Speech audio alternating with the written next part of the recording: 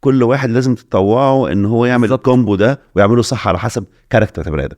في حته بس قلتها واحده يمكن اختلف معاك فيها ومفيش حد فينا هيبقى غلط، مفيش حد فينا هيبقى صح.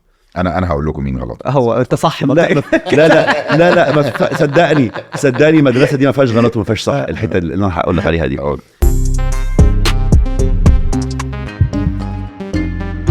انا احمد طارق خليل، مؤسس شركه Alliance Logistics and Services، وحاليا انا رئيس مجلس اداره ساوث تو ساوث هولدنج.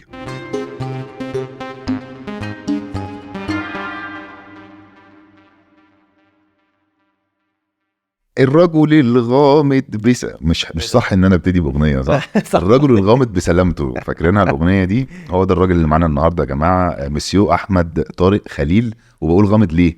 ان هو فجاه اب كده في وسط الشاركس او الاسماك القرش، وعمل ديلز كتيره جدا والناس مش عارفه هو مين، وفي نفس الوقت بيعمل ديلز جامده قوي. وفي نفس الوقت في حاجه انا وكريم كنا بنتكلم عليها امبارح، ان الراجل ده بيفهم في حاجات غريبه جدا جدا جدا. واحد يطلع بيتكلم في البترول يخش معاه في حوار، التاني يقول له بيف جيركي، يقول له انت بتنشفه ازاي، بتحمصها في الفرن قد ايه، انت بتقول ايه يا ريس؟ قال له الولد يا عيني بيقول له 5 ساعات. هو ملك البيف جيركي. مفيش حد في العالم بيعمل كده. لا ايه ده؟ قال له من 18 ل 25. يا نهار اسود، هو انت كنت بتعمل ايه زمان وانت صغير؟ طروقه طبعا. وطبعا لازم نقول ان انا وطارق يعني انا فخور ان انا بعتبر نفسي صديقك حبيبي اخويا، واحنا اتعرفنا على بعض من 3-4 شهور بنيه طيبه والله، لا عشان بودكاست ولا كنت عارف اي حاجه، وكان هو لسه جاي مصر ولسه مش شارك تانك، فانا اصلا ما كانش عندي فكره.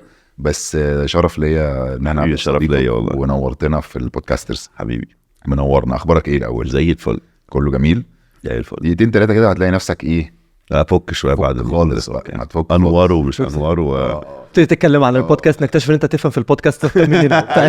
انتوا ازاي انت بتحمص المايك اللي انت بتتكلم فيه ده كام ساعه في اليوم؟ الفيلم ده بيتحمض في قد ايه؟ بالظبط.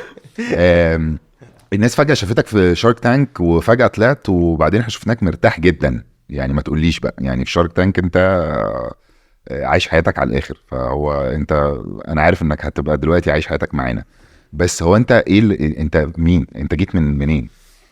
ايه اللي فجأة حصل؟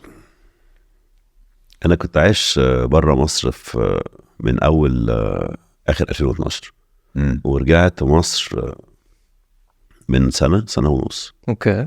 وبعدين رجعت اوفيشلي من اول 1 اكتوبر، بدأت شغل تاني في مصر من 1 اكتوبر. يعني تقريبا 9-10 سنين خارج البلاد. اكتر من 10 سنين خارج البلاد بالظبط. ده فين؟ لانه ابو ظبي ميلي، ابو ظبي وسنغافورة. اوكي. يعني 80% او 80% من الوقت كان في ابو ظبي و20% في سنغافورة. هقول بالطريقه دي. كان عندنا الاوبريشن بتاعتنا في الحته بتاعت GCC وساوث ايست ايجيا. اوكي. ورجعت مصر بقى، وعندي امال كبيره جدا جدا جدا على مصر. يعني كنت مقرر ارجع مصر بتهيألي من 3-4 سنين، كنت قلت لازم ارجع مصر 3-4 سنين. بعت جزء كبير من البيزنس بتاعي في الامارات وفي سنغافورة. ده اللي هو له علاقه باويل اند جاز، مارين اويل اند جاز. ورجعت مصر وعم بالي بولش على مصر. يعني حاسس ان في بوتنشال ومستقبل كبير جدا جدا جدا لمصر، وخصوصا مع الشباب والكمية الطاقة بتاعت الشباب اللي موجودة. وحاب احكي بعدين كمان ليه انا قلت كده، لانه كان عندي ناس كتير جدا من التيم بتاعي في ابو ظبي وسنغافور مصريين، وكنت منبهر من اللي هم بيعملوا، كنت منبهر من النتائج اللي هم عملوها لما يبقوا تحت سيستم معين وتحت نظام معين وبتعلمهم بيبقوا مبهرين في الاخر. يعني ده لاكبت سوفيستيكيشن شويه، وتشيز المفروض ان احنا نبدا نزودها لهم ونعملها لهم، وان شاء الله ده البلان بتاعي في المرحله الجايه في مصر. البودكاست ده برعايه طلبات. اطلب كل اللي محتاجه من السوبر ماركت، الصيدليات والمطاعم. استخدم كود البودكاسترز وليك توصيل مجاني على 3 اوردرات. وعشان كده ده اللي خلاك شدك لشارك تانك اول ما قالوا لك الفكره، ان انت كنت عايز تشوف الدنيا ماشيه ازاي في مصر. ايه اللي حصل اصلا؟ قالوها لك ازاي؟ اكشلي واحد صاحبي جالي مره قال لي انا عايز اكلمك في حاجه. قلت له رامي قول لي في ايه؟ قلت له مالك عامل لي الموضوع غموض قوي قال لي لا انا عايز اكلمك في حاجه انت مش هتقبلها على طول ومش هترضى وكده، بس انا عايز اقنعه. قلت له يا عم في ايه، قول لي بس ايه اللي وغشتني عايز 100 جنيه سلف. المهم قال لي لا اقابلك. قلت له اوكي. فالمهم اتقابلنا ورامي قال لي بقول لك ايه رايك تطلع شارك تانك ولا شارك تانك؟ فهو طبعا متخيل ان انا هقول له لا وشارك تانك ايه وبتاع وانا ما عنديش سوشيال ميديا، يعني ما عنديش سوشيال ميديا خالص. بالتالي ده اول مره في حياتي اعمل ولا اي حاجه. انا باكد اول مره في حياتي يعني. حتى باسل كان بيقول لي، انا قابلت باسل في الصيف probably اول اغسطس، وكان بيقول لي تعالى ونشوف ونقعد مع بعض. قلت له بقول لك يا معلم انا ماليش خالص الكلام دوت، ولا عمري طلعت السوشيال ميديا، ولا كان عمري ماليش فيها، ومتهيأليش ان انا هعمل سوشيال ميديا ابدا في حياتي. وبعدين قال لي شارك تانك. قلت له لا بيعمل ايه بقى شارك تانك ده؟ قلت له اوكي ام ان. قلت له ام ان بس خليني اتفرج على كام حلقه بتوع شارك تانك دول. انت ما كنتش شفت ولا عمري شفته خالص. يا راجل ده مكسر الدنيا في امريكا، مكسر الدنيا. كنت اكشلي شفت بتاعت امريكا مرتين منهم بس مش كاملين. اوكي. وبعدين رحت راجع بقى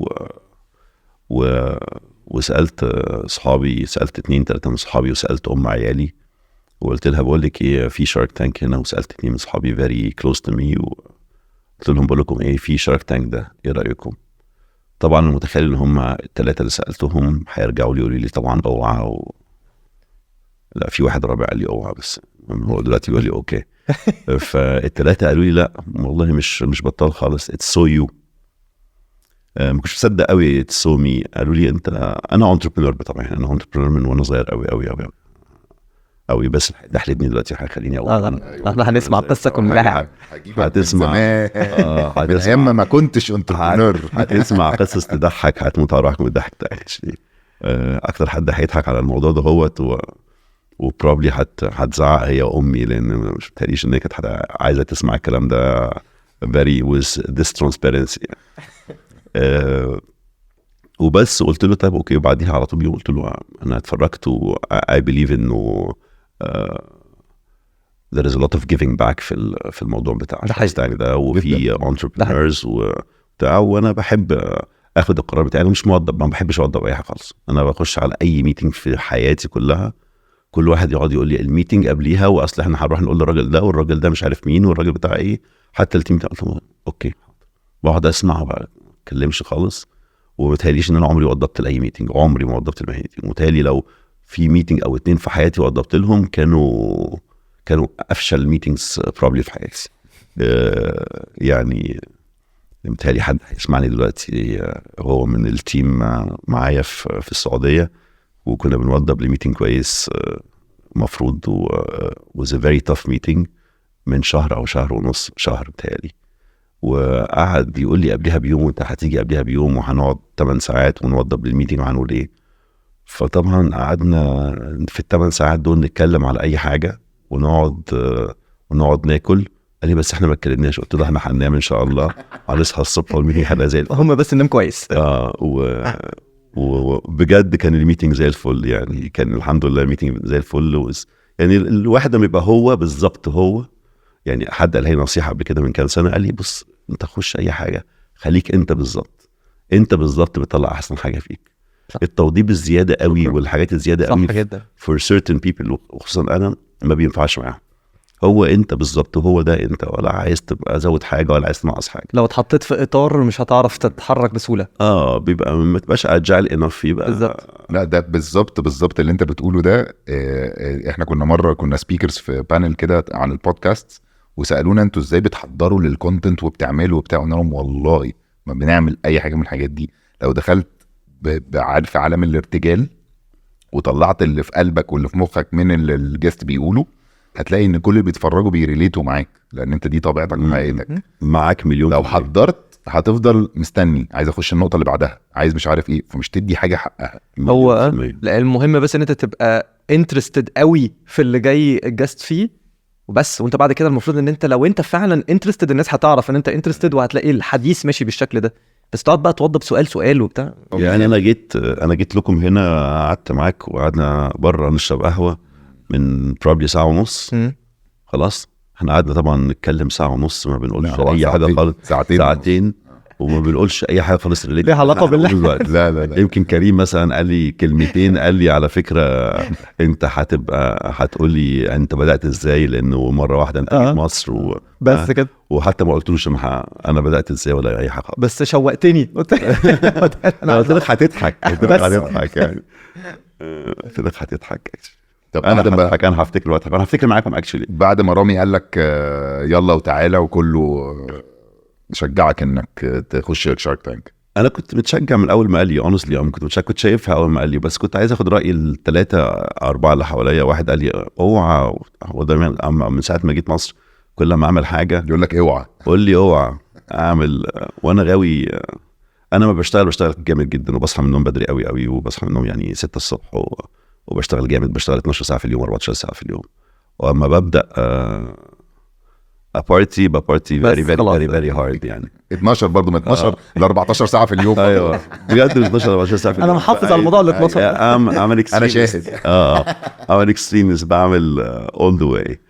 فاما جيت مصر كنت ان ماي سباتيكل، فقعدت بقى ايه ما بعملش حاجه خالص مع اللي كلمني في الشغل، مش عايز يعني. انا بعمل يعني دي كانت ثالث سباتيكل في حياتي. اوكي. دايما بعمل سباتيكل بفصل خالص عن الشغل، حتى تليفون الشغل لما حد يقول لي كذا ما بقى I do not pick the phone، حاجه ليها علاقه بالشغل. اوكي. ولو حد كمل معايا نص دقيقه كمان هقول له هقفل السكه، مش هكمل معاك whatever the opportunity بقى. فبروح للشغلانه اللي بعديها، ودي رابع شغلانه او رابع حاجه اعملها في حياتي اللي بدات اول اكتوبر. بروح فريش خالص بقى، بروح عندي فريش اكني لسه مولود. عندي واحد من صحابي الجداد واللي بحبهم قوي قوي، اسمه محمد فاروق. عجبني قوي وهو بيقول انا مواليد 1/1/2023. ايوه مواليد 1/1. اما حد يساله على عمري يقول له انا مواليد 1/1/2024 او 2023. يعني لسه مولود دلوقتي حالا، وهبتدي شغل من اول جديد وفريش، وهتعلم حاجه جديده خالص. وده التشالنج، ده اللي انا بحبه. مش عايز اشتغل شغلانه.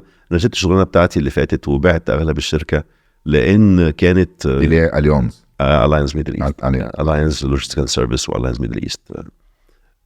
بعتها مش عشان اي حاجه خالص، غير ان اخر كام شهر ما كنتش بقدر اروح الشغل، ما كانش فيه تشالنجز تانية خلاص. اوكي. كان التيم كبير والحمد لله كان التيم وصلت الليفل الوحش وعديته في خلاص. الحمد لله يا رب وصلنا خلاص اللي انا كنت عايزه وصلت له. والشركه ماشيه نفسها بنفسها خلاص. في enough corporate governance، الشركه ماشيه لوحدها وكل حاجه، بس خلاص بقى it's not enjoyable anymore بالنسبه لي انا. أيوة. في ناس بتحب، في ناس انا I'm a good starter I'm not the best finisher. ففي ناس بالنسبه لهم ممكن يكملوا في البيزنس طول عمرهم نفس البيزنس. انا ما بقدرش، انا لازم حاجه جديده واتعلم حاجه جديده خالص وابتدي من الصفر في اي بيزنس جديد. بتحب كل التحديات بتاعت الحته اللي في الاول وبعد كده لما تثبت ممكن تسلمها لحد هو يكمل. هو بالظبط تسلمها لحد ويكمل. فانت البيزنس ده انت اللي ابتديته، مش اخدته وراثه مثلا؟ لا انا ما فيش حاجه وراثه خالص. ده اللي انا هقوله لك. لا انا بس برمي كده على المواجع. اقول لك انا عارف داخل عليا داخل عليا انت داخل واحده واحده. اوكي تطلع رحله صيد كده وتبتدي تقعد تعرف ترمي السمك الصغير ده بس انت داخل رحله صيد مع واحد اسكندراني، فيعني خلي بالك حاجه تخبز معاك. بس فروحت شارك تانك، وكنت اكشلي اول مره سالت برضو حد ولا حاجه من صحابي، واحده one of my very good friends، وقالت لي انت على حسب، قالت لي حاجه حلوه قوي، قالت انت عايز تظهر، هي قدام الكاميرات على طول وكده، قالت لي انت على حسب انت عايز تظهر قدام الناس ايه. اول مره رحت اول بيتش راحت قلت فعلا انا خليني اسكت خالص، انا ما بحبش اتكلم غير اما يبقى مفروض اتكلم. لقيت الناس عماله ورا تقول اتكلم، اعمل، انت ما بتتحركش، انت ما بتقولش كلمه، انت مش عارف ايه. وبعدين مشيت ورا اللي هي بتقول عليه، ان انا عايز اظهر قدام الناس في اول بيتش، عايز اظهر قدام الناس او عايز اوصل الرساله ايه. وبعدين تاني بيتش قلت بقول لكم ايه، انسوا بقى الكلام ده خالص، انا مسحت الكلام ده، تعالوا لي بقى، انا عايز ابقى انا بالظبط، ابقى انا بقى بالغباء بالذكاء بوات ايفر، انا عايز ابقى زي ما انا بالظبط. واكتشفت ان دي اريح حاجه خالص طبعا. وبعدين كمان اللي كان محسني الموضوع قوي في شارك تانك في اول مره، انه التيم اللي هناك، الشاركس اللي هناك، يعني ما حصلوش بجد، ما حصلوش. كل واحد فيهم in different ways عايز يدي حاجه زياده للبلد. وعايز حد عايز عنده جود كوز. هو بيشتغل مش طالع ولا عايز يتمنظر ولا عايز يعمل حاجه، هو طالع علشان عايز يدي فايده واضافه لمصر والانتربرينورز والناس الصغيرين، ويفهمهم ان في امل وانه يعني. ما انا صح. هنط على حته كده وبعدين ارجع لك تاني. الحته دي رحت كونفرنس من 3 أسابيع، وكان في حد بيعمل في الكونفرنس واحد مهم جدا وانا بحترمه جدا، بس مشيت بعد 10 دقايق probably او اقل من 10 دقايق، لانه هو متهيألي حقق كل حاجه في حياته. يعني متهيأليش ان هو هيعرف يعني في الوقت ده يحقق حاجه اكتر من كده، بس كان سو نيجاتيف. والناس شباب قاعدين وهو يعني ربنا يزيده، يعني بنتكلم على hundreds of يعني مئات الشركات عنده، بس قعد دخل الدخلة أصل في مصر وعندنا مشاكل وعندنا بتاع سلبي، كان سلبي جدا يعني. وممكن يكون عنده حق وكل واحد عنده وجهة نظر، بس بعد 10 دقايق طلعت له وبعدين قلت للناس قلت لهم يا جماعة إذا كان الراجل ده بيتكلم وسلبي كده، انت متخيل بقى الواحد اللي قاعد طبعا ورا ولسه متخرج من الجامعه هيعمل ايه؟ ده هيروح يموت نفسه. قطع شرايينه بقى خلاص. قال لك ده بقى الراجل ده بيتكلم وبيقول كذا، اما انا اعمل ايه بقى؟ هموت نفسي. هيركب المركب اللي بتغرق في ايطاليا. فالامل موجود والناس الشاركس اللي كانوا قاعدين كلهم عندهم امل، بيدوا الناس امل كويس جدا كلهم يعني بجد بدون استثناء، كلهم احسن من بعض. يعني دايما بقول للناس اللي هم عملوا شارك تانك، بقول لهم يا جماعه انتوا عرفتوا تنقوا الناس دي ازاي؟ يعني ابارت مني انا، يعني انا اللي شمحتاج فيهم. الناس التانية دي بجد عرفتوا الناس تنقوا الناس دي ازاي؟ يعني انا لو كنت قعدت اتخيل ان حد يتنقى احسن من الاربعه اللي قاعدين جنبي دول مش هعرف، يعني مش عارف جاوبهم ازاي اصلا. لا وبقول لك اكتر، انا بصراحه اللي كنت حتى بقوله لك بره الحلو قوي في اللي انا شايفه ان كل واحد تحسه ليه الكاركتر بتاعه عشان هو جايب طبيعته، فكل واحد ليه واخد حته، اللي بيتشالنج قوي اللي قدامهم، اللي اكشلي تلاقيه ساكت قوي في الاخر، بس ممكن تلاقيه في الاخر هو دخل عمل اوفر رغم انه ما فتحش بقه. كل واحد واخد كده ايه، واخد حته عشان هو البرنامج ده شبه برضو يعني يعتبر جزء منه رياليتي شو طبعا غير البيزنس وكده، فكل واحد لما بيطلع بشخصيته الناس بتحب فيه حاجه فبيستنوا. يعني انا بستنى احمد طارق بيبقى عارف هو عايز يقول ايه، ايمن عباس بيبقى عارف الدخله. تحيه يا جماعه لايمن عباس عشان هو اول شارك جه في البودكاسترز. ايمن ومن غير ما نبقى عارفينه، من غير اي حاجه، طلبنا ان هو يجي، وبصراحه الراجل لا هايف. وحشنا ايمن والله، از ليجند ايمن. وبرضه من غير ما تبقى شهادتي مجروحه بجد، انا طبعا مبسوط قوي ان انت هنا، بس يعني انا بكلم بكل صراحه. احنا اول مره اتقابلنا انا وطارق في الحته اللي هي بتاعت بيقول ان كل واحد عايز يساعد مصر، وهم بجد عايزين يساعدوا مصر، وبجد they believe in it، لدرجه ان احنا لما جينا نتكلم اول مره، مش هقول بس اتكلمنا عن مشروعين. لا قول يا ريت نتكلم فيهم. كان مشروع، لا قصدي لا اقول احنا اتقابلنا فين. لا في الماظة، في الساحل في الصيف على البحر بالمايوهات. فكنا بنتكلم عن بيكلمني عن مشروعين وعايز يعملهم في مصر، وكلهم اكشلي لمصر، فاهم حاجه يعني اللي هو. فانا بقول له انت جاي سوبرمان تنقذ، لا هو بجد عايز يعمل حاجات لازم. لا مش هيكسب فلوس. لا مش عايز اعملهم، سوري انا اسف معلش، انا مش عايز اعمل مشاريع في مصر، انا هعمل مشاريع في مصر. ايوه يعني هي دي بقى المنتاليتي بتاعت الانتربرنور، رائد الاعمال. لا بجد لا ده صح، ما فيش اي حاجه في الدنيا تخليهم ما يتعملوش، ومش دول الاثنين دول واكتر منهم بكتير. ما فيش حاجه اسمها ما تتعملش. يعني انا مش بؤمن ان في حاجه في الدنيا ما تتعملش. حلو. طب احنا دلوقتي اتكلمنا عن مصر واتكلمنا عن شارك تانك. انت دلوقتي بيتهيألي شارك تانك ده اكتر حاجه بتشوف من خلالها شباب مصر اللي بجد عايز يشتغل وعايز يعمل حاجه، وفي مرحله معينه محتاج مساعده. انت شايف الافكار في مصر او الشباب المصري او المشاريع اللي بيعملوها، شايفها رايحه فين وجايه منين واخبارها ايه؟ بجد مش بقول كده، ولا مش عايز بس اقول كلمتين يبقوا ستيريوتايبس وانه الموضوع ومصر واحنا في بودكاست. لا خلينا بس نحط حاجه كده ثابته يا جماعه، ان ولا انت ولا اي حد من الشاركس محتاجين تعملوا حاجه معينه او تبينوا منظر معين. انتوا اصلا مش محتاجين شارك تانك قوي، فانتوا رايحين شارك تانك عشان انتوا فعلا عايزين تعملوا حاجه لمصر، او عايزين تعملوا تشوفوا الشباب من رايحين فين وتنفستوا في شركات حلوه وتعملوا فلوس في النص كمان ثرو الشركات دي. فهي كومبو، فعشان كده صدقني مفيش حاجه ستيريوتايب. فانا بس عايز احط ده كده ايه اساس الحلقه يا جماعه من الاخر كده. آه. قول اللي انت عايزه. هقول لك حاجه بجد، المصريين يا جماعه اذكى ناس في الدنيا باي فار، يعني ما فيش مقارنه، يعني ما فيش بجد ما فيش مقارنه، يعني حاجه مش مصدق نفسي. الحاجه دي الحاجه الحلوه قوي والحاجه الوحشه جدا جدا في نفس الوقت. يعني ازاي ناس بالذكاء ده كله متوحشين، وخصوصا اللي هم الصغيرين لسه متخرجين من الجامعه او في الجامعه، متوحشين في الذكاء، يعني حاجه متوحشه. مش عارف ازاي البلد دي ما تبقاش في حته تانيه خالص. وبعدين ومش عايز بقى حته تانيه خالص بقى بليمنج الحكومه، مالناش دعوه بالكلام ده. الكلام ده موجود في اي بلد في العالم، صح. وفي مشاكل في كل بلد في العالم. صح. هنا بقى شويه يعني ده كان مانج اليومين دول وحش، بس ده بلد يعني ده كان مانج كام سنه وحشين، هيتصلحوا وهيعملوا حاجات احسن بكتير في السنين الجايه. انا بقول كده ليه؟ كمان انا جربت الكلام ده، جربته كذا مره، جربته في 3 بيزنس قبل كده، واخر بيزنس كان شاهد على الكلام ده جدا جدا. انا بدات البيزنس الاخراني ده في اخر 2012.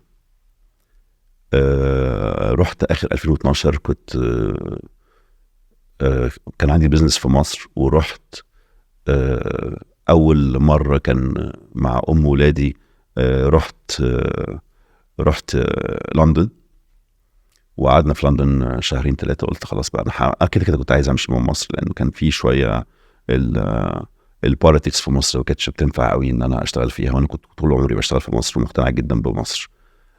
بس كان البوليتكس حاسس ان مفيش نور قوي اليومين دول، فقلت هايبرنيت في حته وابتدي بزنس تاني في حته عشان ابقى برودكتيف، لان كان كل حاجه ما بتتسهلش في مصر. فرحنا لندن، وبعدين قعدت 2-3 متهيألي في لندن. وبعدين في لندن بقى اكتشفت حاجه، وقلت خلاص هي دي البلد اللي ممكن ابقى فيها بوتنشال ان انا اشتغل فيها وافتح بزنس فيها. انا بصحى من النوم بدري اجي زي ما انا قلت، لقيت كل الناس بتصحى بدري وانا بشتغل جامد، بشتغل 12 ساعه في اليوم بلس. لقيت كل الناس بتشتغل 12 ساعه في اليوم.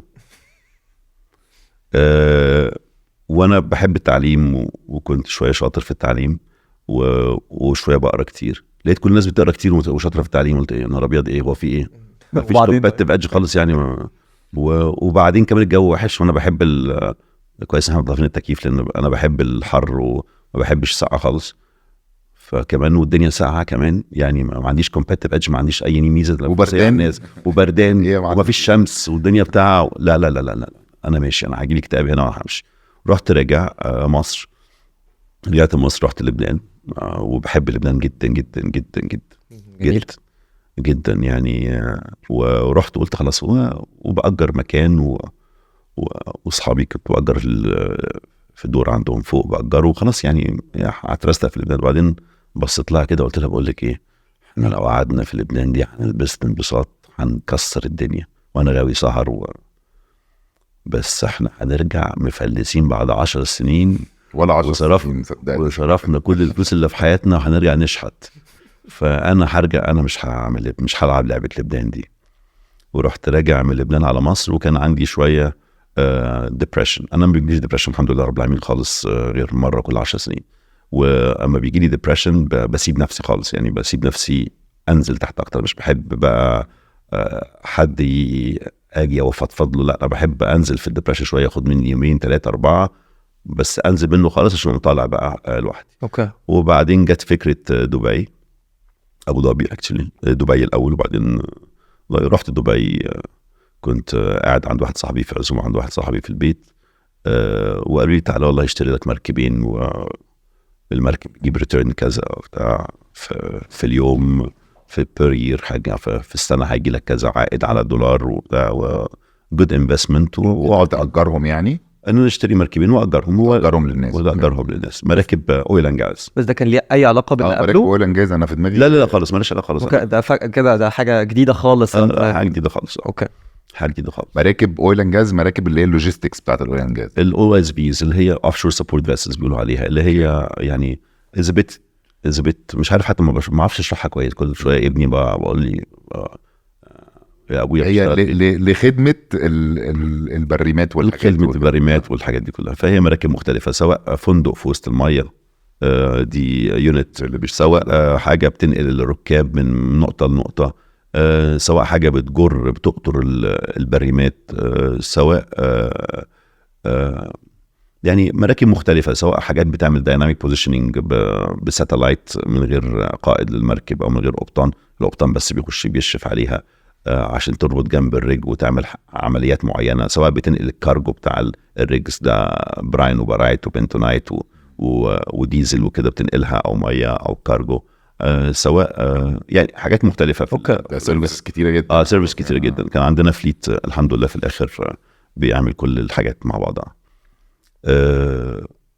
وبعدين قلت له اوكي خليني ارجع مصر وارجع لك تاني واشوف الموضوع هيبقى عامل ازاي. فرجعت مصر، قعدت كام اسبوع في مصر، رحت مسافر بقى اخر 2012 على هناك على نوفمبر، عجبني الموضوع. قلت لهم بس انا مش عايز اشتري مراكب خالص.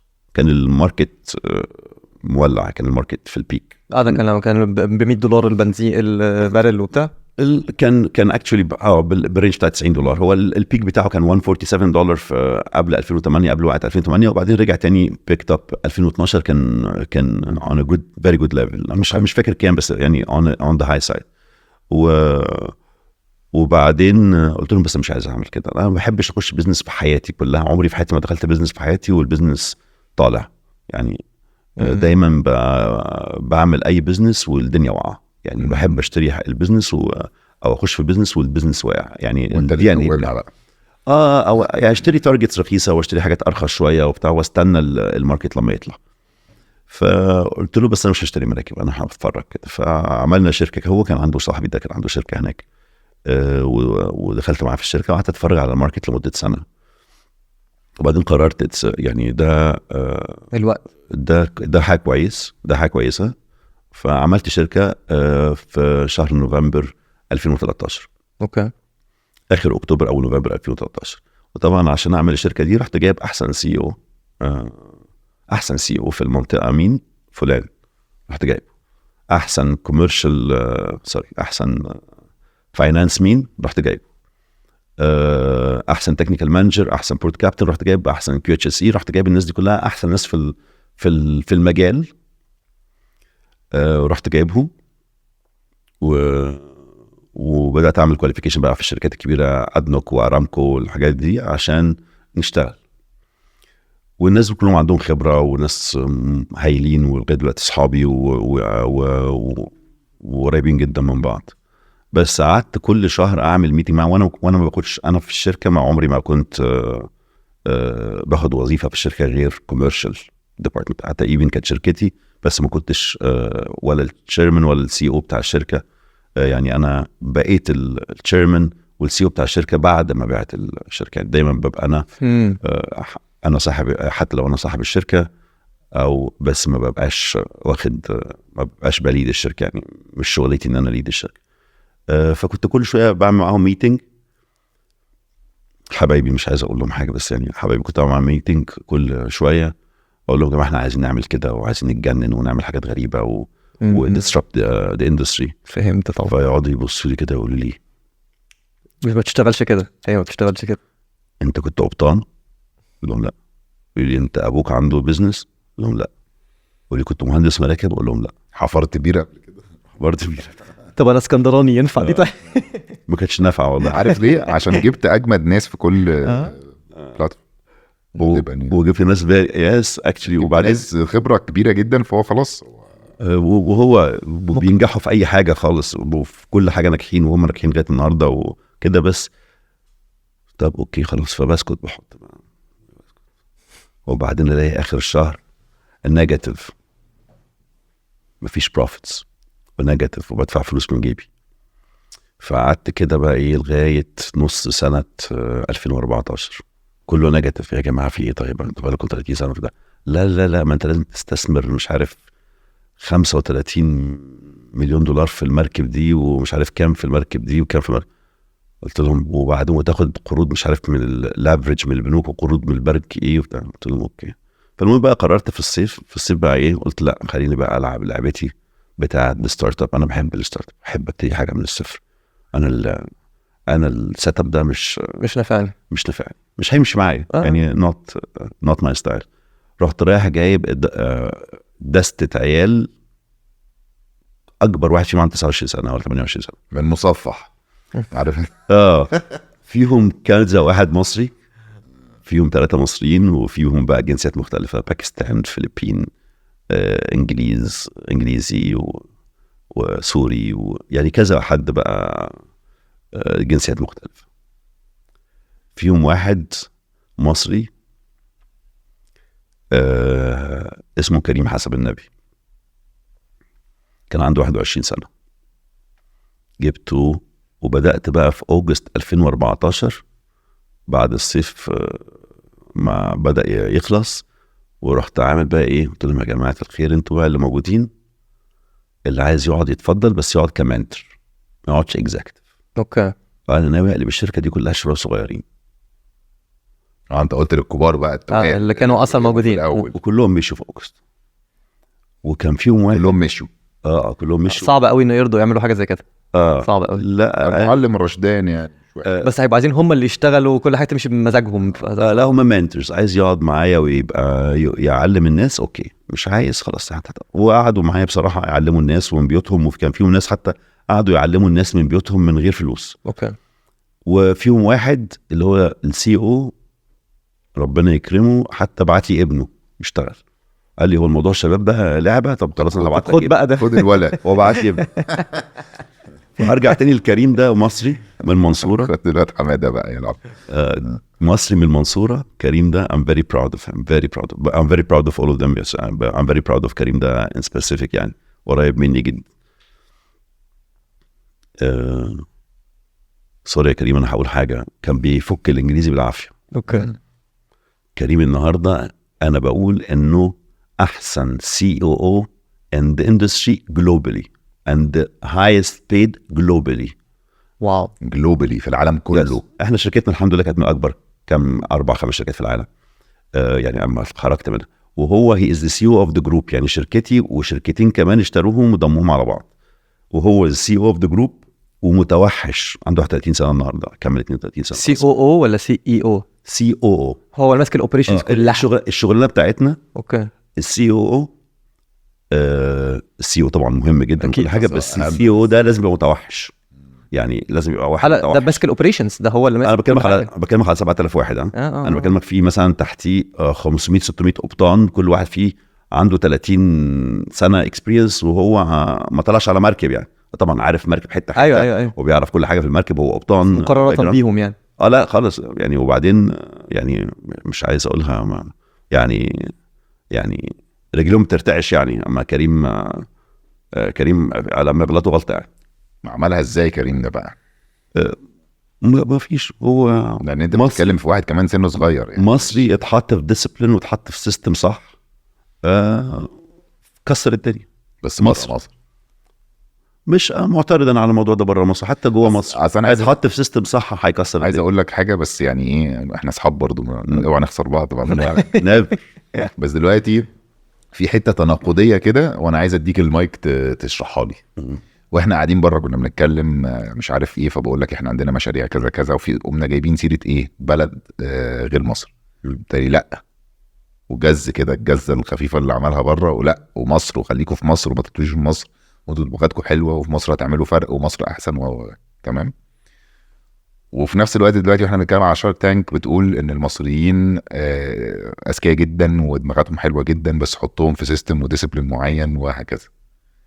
لكن انت دلوقتي وانت بتحكي ان انت لما جيت عملتهم من الاخر بلغه الشارع، انت رحت جربت لندن ما عجبتكش، قمت رايح ابو ظبي، واوبفيسلي الحكايه رايحه في الحته بتاعت ان ابو ظبي في الاخر عملت البيج اكزيت، وهي اللي عملت لك الثروه المعينه اللي انت دلوقتي بتفيد الناس بيها وبتفيد مصر بيها.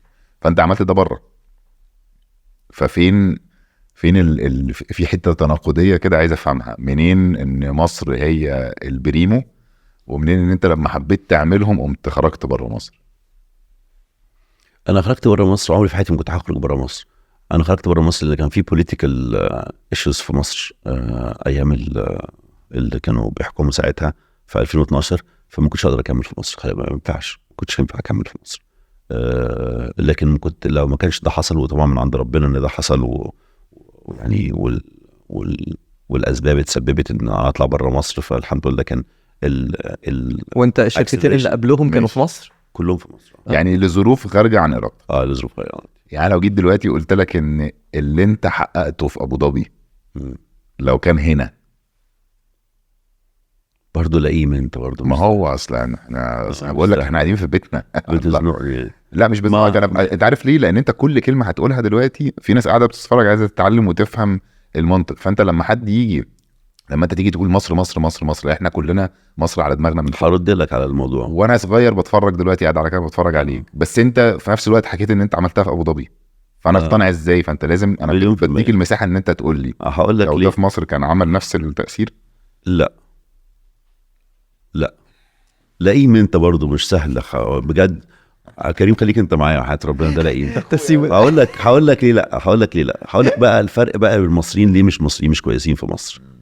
وده اللي احنا عايزين نعمله، وده اللي انا كنت بقعد احكي لكم عليه في ال5 دقايق قبل ما نتكلم. انه المصريين اذكياء ذكاء غير طبيعي. المشكله في المصريين ان هم بيلاك الحته بتاعت السوفيستيكيشن والنفس الطويل والسوفيستيكيشن والكوربريت جوفرنس والحوكمه وقواعد الحوكمه وده اللي انا اتعلمته في ابو ظبي وسنغافور بصراحه. يعني مصر تلاقي واحد كل الناس بتبص على المكسب، خلاص، على اللي هو في آخرة الميزانية ان هو يحقق البوتوم لاين والبروفيت كام. اوكي. ابو ظبي وسنغافور ومفيش قواعد حوكمه، هو عايز يكسب. طلعت كام؟ طلعت كذا اكس في السنه دي، يبقى انا كده مبسوط، والسنه الجايه هطلع اكس بلس حاجه او اكس تايمز 2 وده مش اللعبه مش كده خالص. اللعبه في البيزنس مش كده خالص. في فاليو كرييشن.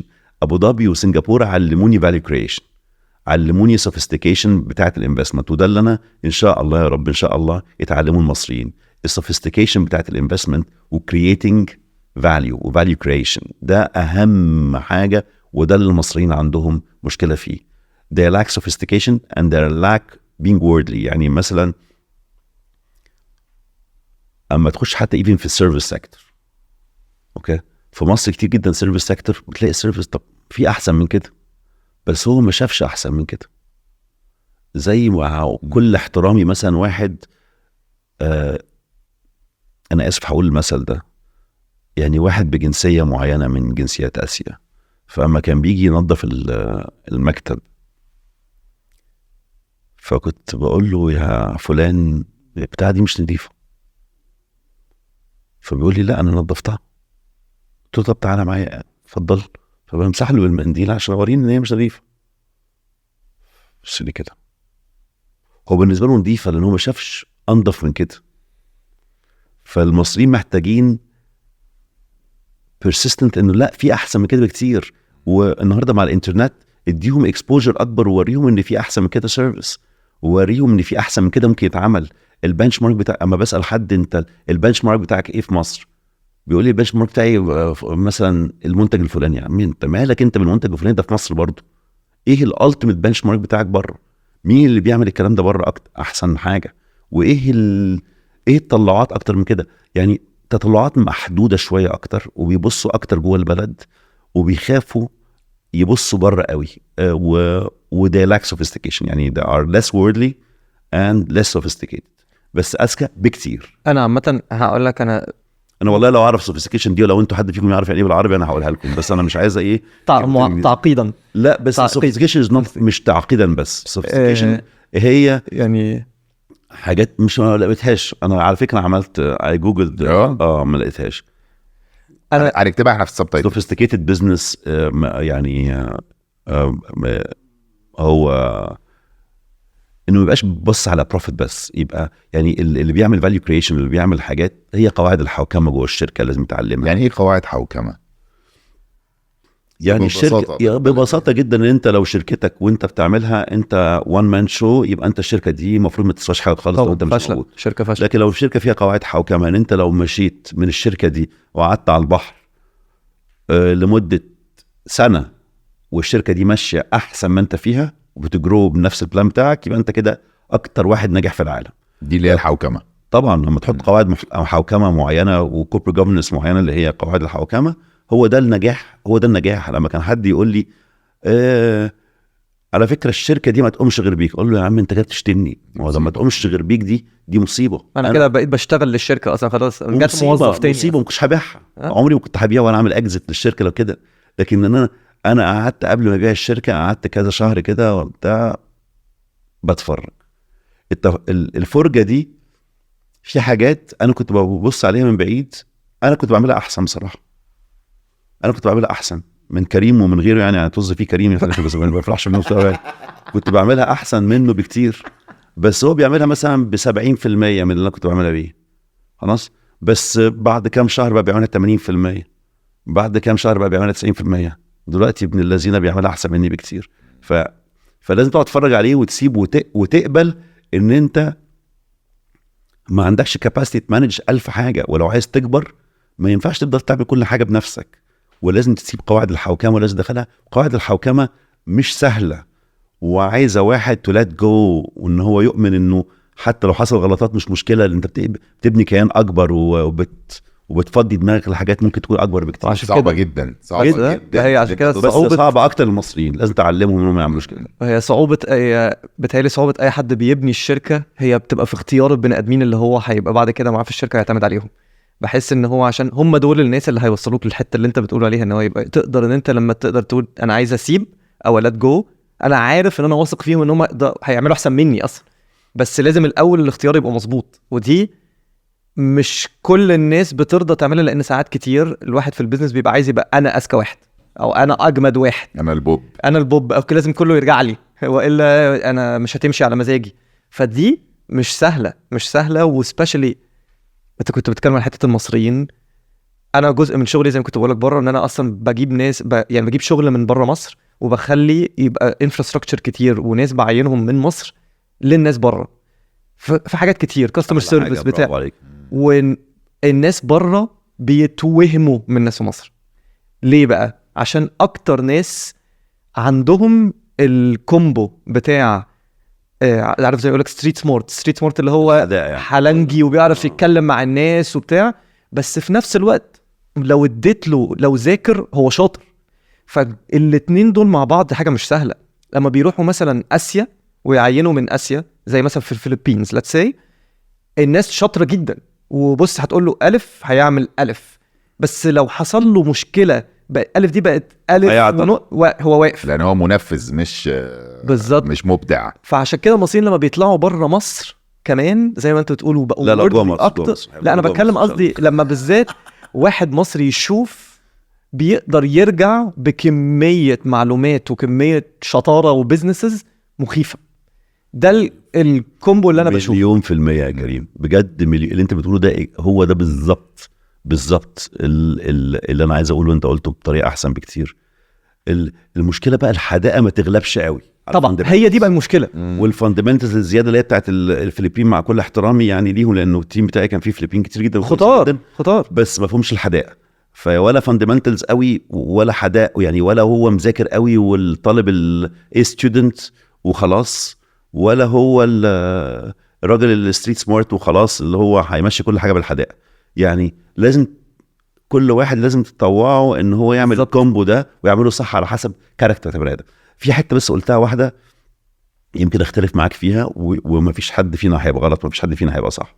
انا هقول لكم مين غلط. هو انت صح. لا صدقني المدرسه دي ما فيهاش غلط وما فيهاش صح. الحته اللي انا هقول لك عليها دي انه لازم تنقي التيم. طبعا لازم تنقي التيم. بس انا مثلا كنت مره من ضمن الحاجات اللي كنت بعملها، انا بحب كنت في الشغلانه بتاعتي اللي فاتت ودلوقتي كمان بعملها، ان ما فيش وقت تقعد تعمل يعني اورجانيك، يعني تشتري مركب بمركب، ولا كنت بتاع. احنا الحمد لله يا رب ما بعت في شركه كان عندنا فوق 100 مركب، كان عندنا 170 مركب كله على بعضه. وده كان اكبر فليت probably في in term of numbers probably تاني اكبر فليت في العالم. وكان منهم 92 مركب بتوعنا 100%، والباقي مراكب 80 مركب كانوا we're managing يعني عندنا كنترول على المركب بس بندير المراكب. وما كانش عندنا ولا مليم ديون وفي الاندستري دي دي حاجه مستحيله اصلا. في الاندستري بتاعتنا دي احنا كنا الوحيدين في العالم اللي ما كانش عندنا ولا مليم ديون ولا مليم دين. وكنت بشتري شركات عشان توصل عدد المراكب ده. ما ينفعش تبدا تشتري مركب بمركب وتبني مركب. شركه اوريدي عندها مثلا 40 مركب ولا شركه مثلا اكبر شركه اشتريتها كانت عندها 22 مركب. اشتريها باراضيها بموظفينها بمراكبها بكل حاجه. فانت بتاخد التيم جاي اصلا. باخد التيم جاي. ما مشيتش ولا واحد عمري ما مشيتش ولا واحد من عمري في حياتي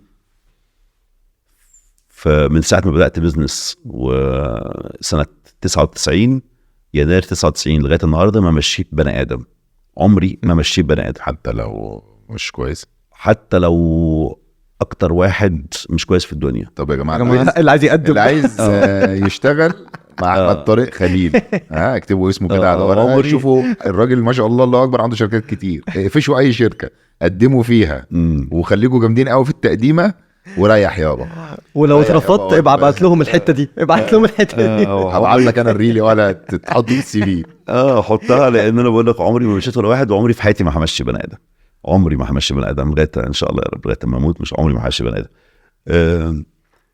لانه انا الا لو ممكن يعني عشان برضه نبقى حقيقيين ممكن يكون لو انا فاكر صح يمكن يكون 1 أو 2 مشوا عشان انتجريتي يعني حصل سرقه حصل حاجه لكن واحد مثلا ما بيشتغلش واحد مش عارف ايه مش مخه مش نضيف قوي واحد مش لاقي على عمري في حياتي ما مشيت واحد وعمري في حياتي ما همشي واحد.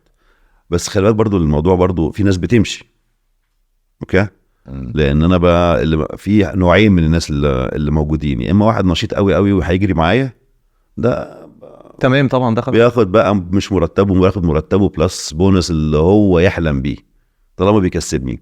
والتاني بضغط عليه ضغط يعني وانا يتمر يعني بيكفر يمشي لوحده لحد ما هو اللي يمشي. مش بيكفر بديله الشغل اللي المفروض المرتب ده انت بتاخد 10 قروش المفروض تشتغل الشغلانه دي مش قادر تشتغلهم هفضل اضغط عليك لغايه ما تشتغلهم. فانا بتهيألي ان احنا بنفيده لان انا بضغط عليه لغايه تشتغله بقى بيتصلح. يعني لسه بعمل شركه اكوزيشن في مصر دلوقتي وقالوا لي مش عارف فيها 40 ولا 42 موظف عايز دول قدام وتبع الحكومه. واحنا ادي الفلوس اللي هي المفروض نمشيهم. قلت لهم ولا واحد يمشي وانا بقول لكم 90% من الناس دي هتشتغل والسربرايزنج هتشتغل كويس جدا. هو عايز موتيفيشن وعايز حد يعلمه وعايز حد يقول له ازاي يبقى وعايز تخليه يحلم معاك عايز تشارك معاه حلمك. لازم تعمل له كلتشر وحلمك لازم تشوف هو صح. عايز يحلم صح. مهما كان حتى لو عنده 80 سنة هو عايز يحلم يشوف انت بتحلم بايه ويشارك معاك حلمك ويعرف ان هو في الابسايد هيجي معاك طبعا وهياخد جزء منه ويحلم معاه لكن ان هو هيروح زي بتاع كل يوم الصبح عايز يشتغل طبعا هيمشي وطبعا مش هيأدي. يعني انا لو كنت مكانه we are exactly the same at similar circumstances. احنا نفس الاشخاص اللي بيطلع وحش اللي بيطلع لو احنا كنا اتحطينا في نفس المواقف بتاعتهم كنا هنطلع نفس الظروف كنا هنطلع نفس الناس طبعا.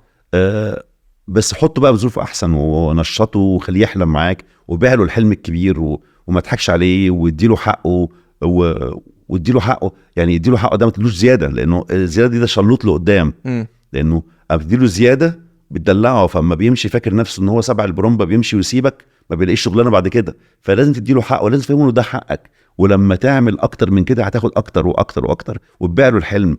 صدقني 90% من الناس مش عايز اقول 100% اما ببيع لهم الحلم بيشتغلوا هم بيبقوا مستغربين ان هم بيشتغلوا بالطريقه دي ويموتوا نفسهم. لا انا مصدق جدا كل السي اي اوز بجد او الفاوندرز الشاطرين قوي دايما قوتهم الاساسيه ان هم بيعرفوا يبيعوا الفيجن بتاعتهم. ده هو ده هم بيدخلوا بيبقوا راكبين المركب وبيدخلوا كل اللي جايين يشتغلوا معاهم في نفس المركب وبيطلعوا مع بعض وكله بيتحمس وكله بيخش في نفس العيله وخلاص احنا مع بعض وبنكبر. طب انت قلت لي هنفتح المشروع بتاعنا امتى طروع ماشيش او نقدم فين اظبطنا في اي حاجه.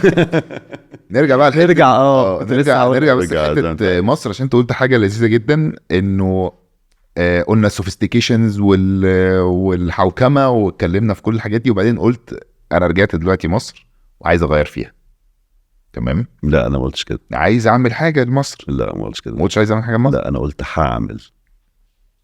كلمه عايز تاني دي مره يفشني في الحوار ده. انا محتاج اغير اسلوبي في الحياه. انا قلت هعمل. ما انت اتلقمت فهو قاعد لك بقى. تعالى بقى. طب استنى احطها له بقى بطريقه ان شاء الله يعني لو عشنا قلت هعمل كده. عايزين نعرف هتعمل ايه عشان الناس تبقى عندها درايه، واللي عنده حاجه يقدر يعملها برضه، يا اما تشجيعا يا اما مشاركه.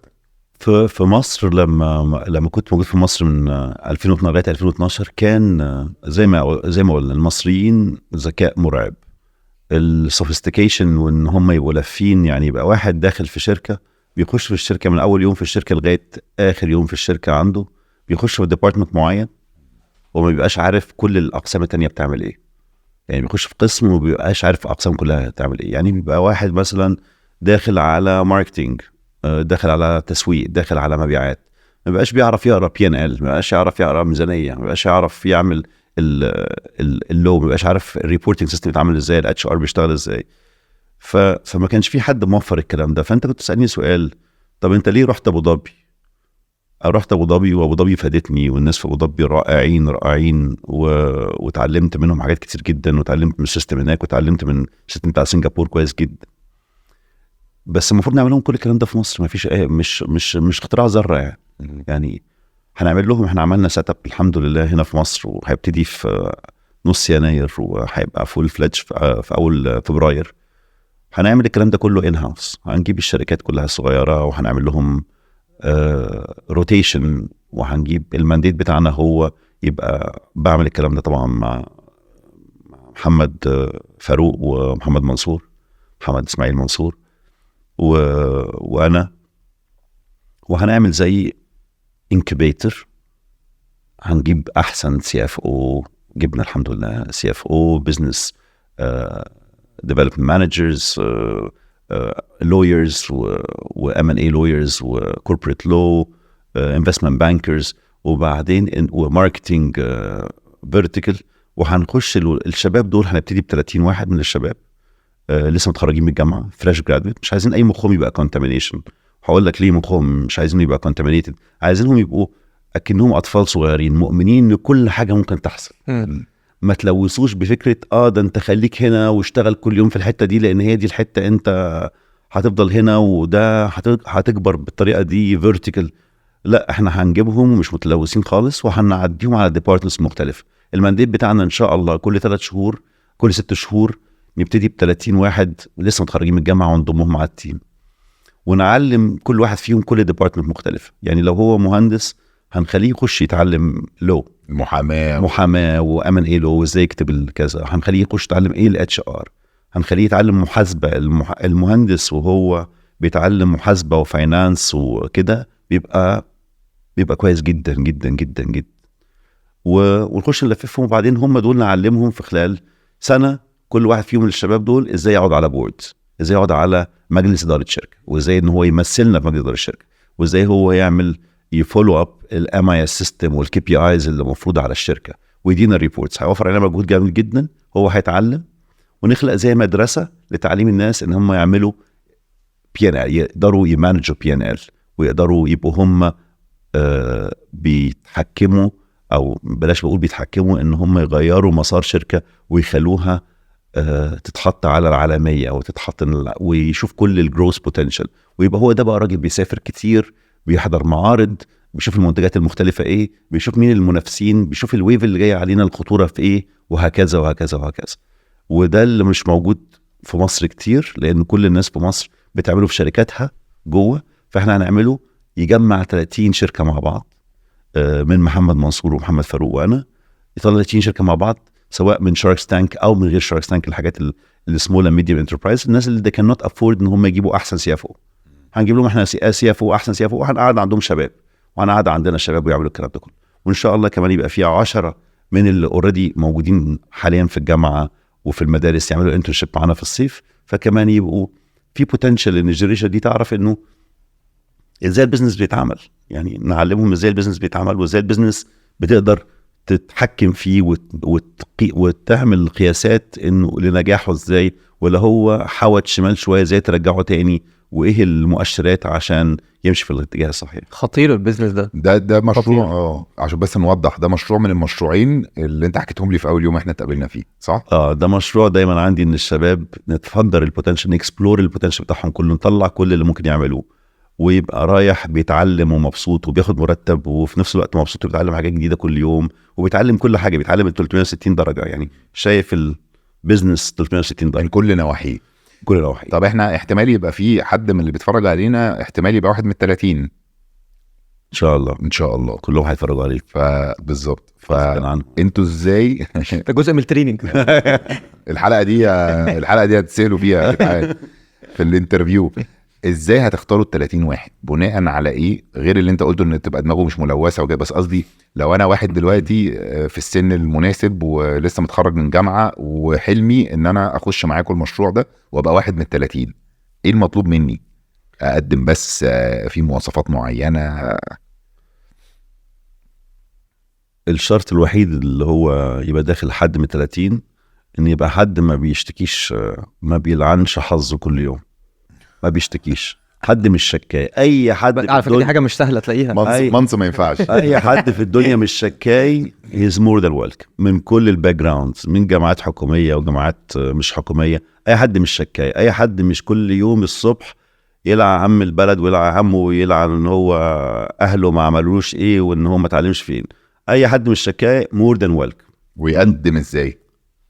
هيقدم عن طريق السي او بتاع الشركه اللي هو ماسك الشركه حاليا، وهبقى ابعت لك كل التفاصيل. ينفع تبعت؟ طبعا هبعت لك كونتاكت ديتيلز، وهبعت لك كونتاكت ديتيلز بتاعته، وهبعت لك الايميل بتاعه، ويقدموا معاه ومور ذان ويلكم. وطبعا مش هنقدر ناخد مثلا 3000 واحد في الاول لان ما عندناش كاباسيتي، بس عاملين لهم لوكيشنز مختلفه في انحاء القاهره المختلفه، عاملين لهم لوكيشنز في محافظات، بحيث ان هو كمان مش لازم يركب مواصلات ومش لازم يركب عربيته او يصرف فلوس كتير ويروح، لا هيبقى بيشتغل من المكتب اقرب حته ليه. وهنعملها في كذا منطقه في مصر، اوريدي في 3 مناطق هيتعملوا فيهم على طول. حلو قوي قوي قوي لا قوي. بيزنس خطير يعني. ولو كبر وبقى وهو سكيلبل اصلا، لو كبر، لا بلاش لو انت مش عارف لسه تفهم اللغه. 3 مرة برضو، اصل هي مش هو هيكبر وهيبقى سكيلبل. انا لو بتكلم عن نفسي هيحصل وبتاع، مفيش بقى لو اف وتوف، مفيش الكلام ده. وبلاش معايا لو اوف وتوف برضو.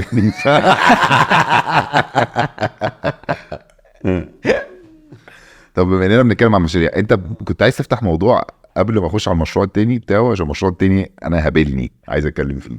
لا انا ما كنتش هفتح موضوع، انا كنت هرجع تاني بقى نتكلم على القصه الاساسيه. ايوه اللي احنا تهنا منها. خلينا نخلص البروجكت التاني، وبعد كده نرجع للقصه الاساسيه بقى بتاعت الشركه، وبعد ما اديتها لكريم وازاي بقى ايه اللي حصل بعد كده.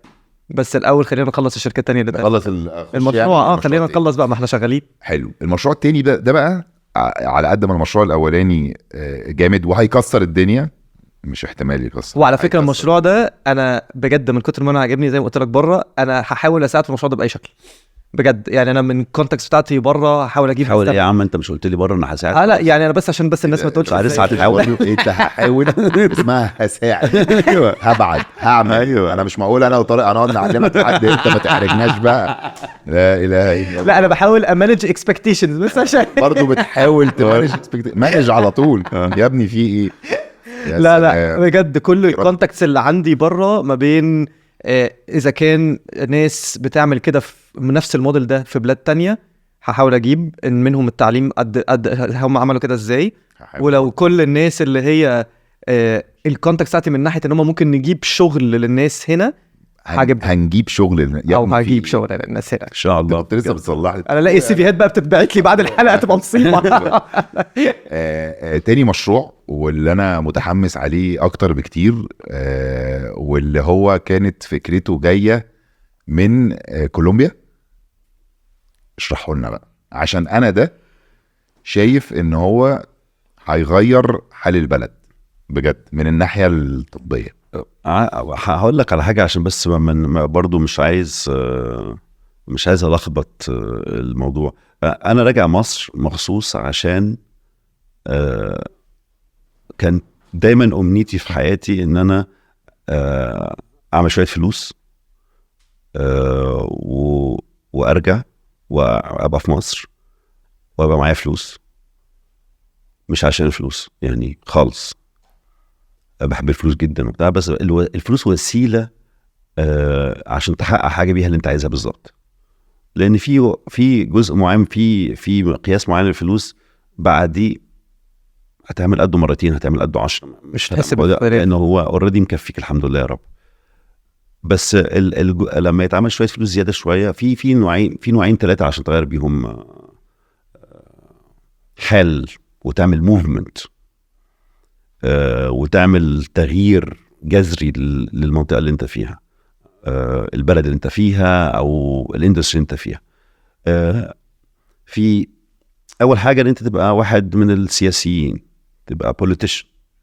اوكي، فبوليتيشن تقدر تغير حاجه وتقدر تغير نظام وتقدر تعمل كده او تقدر تعمل موفمنت، ده بوليتيشن، ودي مش موجوده فيا، حاجه ما بحبهاش وما بعرفش اعملها يعني. تاني وسيله ان انت تبقى رجل انسبيريشن بقى، ممكن تبقى واحد جورو من الناس بتوع جورو، تبقى رجل دين، تبقى رجل مش عارف ايه، او رجل اعلام، او ما فكرتش في الاعلام، انا فكرت في 3. اكشلي عندك حق، بيأثر لو واحد طلع جداً عنده جداً. تأثير، طلع عنده برنامج بيقول حاجة الناس بتمشي وراه. مليون في المية اوبرا، مليون في المية بيأثر في الناس. ما بصيتش عليها قبل كده، بس يعني دول كانوا تالت حاجة ان يبقى معاك فلوس فتقدر تقعد يقول لك والله ده عنده سكسس ستوري، فخلينا نقعد نسمع له. لو انت ما عندكش حاجة من ال3 دول، حتى لو عندك احسن افكار في العالم، للأسف بتروح تقعد مع حد، هروح اقعد مع حد مثلا من اللي بيحكموا حاجة او بيعملوا حاجة، يقول لي اوكي حاضر، ممكن ما اخدش منه ميعاد اصلا، عدي علينا بكره. ممكن يبقى عندك احسن فكرة في العالم، بس انت هتشرح له ازاي انت مين.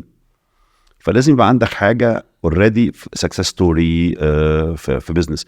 فانا لقيت نمرة 3 دي اسهل حاجة اقدر اعملها، انه الواحد يحقق شويه فلوس ويحقق شويه نجاح، وبحيث ان انا اقدر اقعد مع حد يبقى بياخدني بالجد، فاقدر اقول له افكاري واقدر اقول له انه ايه اللي انا نفسي فيه وايه اللي نفسي اغيره وهكذا. فعشان كده كنت بحاول اعمل الموضوع ده اللي هو نمره 3، لان ده بالنسبه لي اسهل حاجه من ال3. وفي ناس بالنسبه لهم نمره 2 اسهل، وفي ناس بالنسبه لهم نمره 1 اسهل. كل واحد على حسب الدي ان اي بتاعه اسهل حاجه بالنسبه له ايه. فانا جاي مصر كنت بفكر من 10 سنين ان انا عايز اعمل تعليم. اوكي، ما كنتش بفكر في الصحه خالص، كنت عايز اعمل تعليم، لان انا شايف ان التعليم اهم حاجه في اي بلد في العالم، صح. في العالم، ومش very long term زي ما الناس فاكره، يعني ممكن في خلال 10 سنين تغير بلد في خلال 10 سنين، في 10 سنين وأيمين 10 سنين. بس أنا النهاردة عندي 51 سنة، مش عايز استنى بصراحة، أما رجعت عايز استنى كمان 10 سنين عشان أعمل تغيير، والتغيير مش سهل. مش معناه أنا مش داخل في التعليم، أنا داخل في التعليم very aggressive، والحمد لله اشترينا مدارس قريب فيها 4000 بلس طالب، وعايز أعمل تعليم، يعني عندهم كذا مدرسة في مصر، وعايز أعمل تعليم مختلف، وعايز نبتدي نضم مدارس عليها، ونحاول ناخد مدارس إدارة من الموجودة اللي هي ما بتدرش كويس، ونغير التعليم بتاعهم في السيلبس، ونزود حاجات معينة خصوصا البروجرامينج والكودينج والرياضة وي الكلام ده كله. بس ده موضوع طويل المدى شوية، ما هواش بيحصل، ما تشوفش النتيجة بتاعته على طول طبعا. فقررت من كام سنة ان انا اللي انا عايز اخش فيه، المجال اللي انا عايز اخش فيه هو مجال الصحة. مجال الصحة ممكن في خلال 5 سنين يحصل تغيير شامل للصحة، وده ان شاء الله اللي بنعمله دلوقتي، ونحن داخلين في مجال الصحة وعايزين. ومجال الصحة مش قصدي مجال الصحة ان احنا نعمل حاجة زي المستشفيات الفيري هاي اند واي بلس. احنا جايين نعالج الناس اللي هم البي كلاس، سوري مش عايز اعمل كاتيجوري للناس ايه، بس الناس اللي هم متوسطي الدخل وتحت الدخل المتوسط بشويه، هم دول اللي جايين نعالجهم.